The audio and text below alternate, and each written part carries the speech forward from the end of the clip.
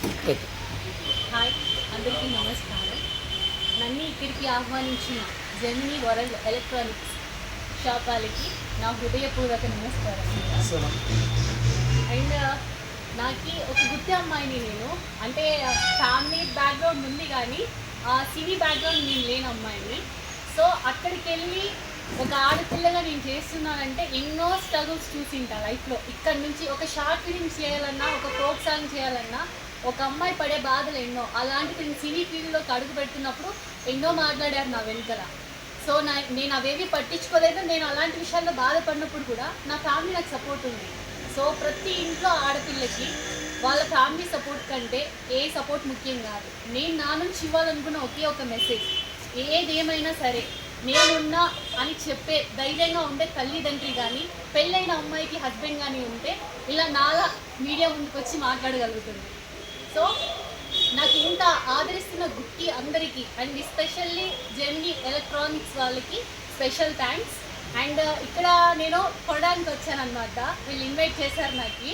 So నేను ఆన్లైన్లో check చేసినప్పుడు ఏసీ చెక్ చేసినప్పుడు 42,000 ఉంది. ఇక్కడికి వస్తే అది 36. అంటే ప్రతి ఒక్కరు ఈ మధ్యకాలంలో ఏమవుతుందంటే ప్రతి ఒక్కరు ఆన్లైన్, ప్రతిదీ ఆన్లైన్. ఫుడ్ ఆర్డర్ పెట్టాలన్నా ఆన్లైన్. అది బాగుందా, పాడైపోయిందా, తింటామా పోతామా ఏం లేదు, ఏదన్నా ఆన్లైన్ ఆర్డర్ పెట్టడం. అంటే అక్కడికి ఇక్కడికి 7,000 8,000 డిఫరెన్స్ ఉంది. సో నేను చెప్పేది ఏంటంటే ప్రతి ఒక్కరు ఎవరైనా సరే ఆన్లైన్ బుకింగ్ అంటే తప్పు అని నేను అనట్లేదు. ఆన్లైన్ బుకింగ్ ఓకే, ఎమర్జెన్సీకి ఆన్లైన్ బుకింగ్ ఓకే, కానీ ప్రతి ఒక్కరు షాప్లో కూడా ఒకసారి చెక్ చేసుకుంటే మనీ సేవ్ అవుతుంది కదా ఎవరికైనా.